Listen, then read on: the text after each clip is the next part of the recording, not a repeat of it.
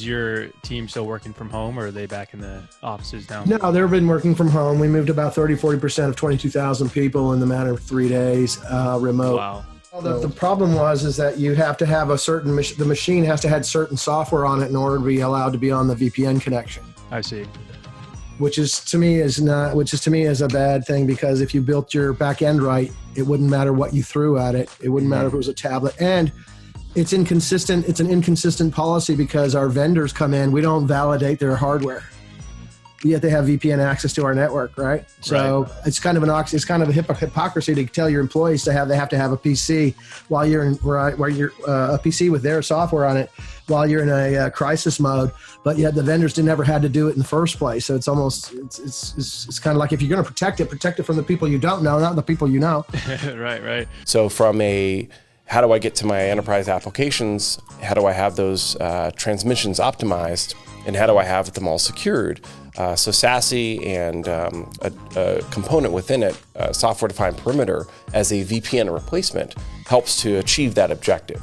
So Cato provides it's essentially a VPN replacement client. There's actually a client that can be downloaded on any device, as well as a client-less option where you just go to a browser and authenticate in.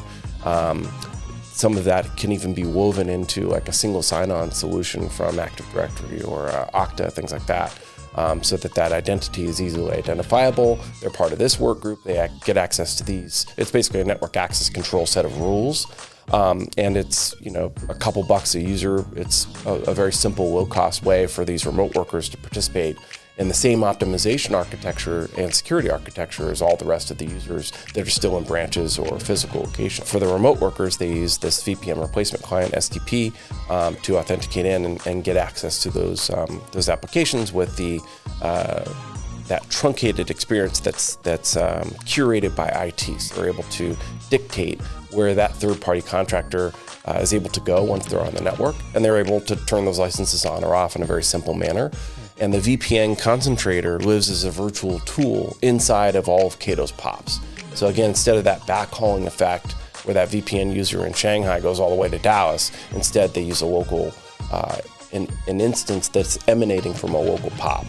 And then all the traffic gets injected into our backbone, and then they write Hyperloop style to get to the applications that they need to get access to, as opposed to having to just go over the wild internet and cross their fingers.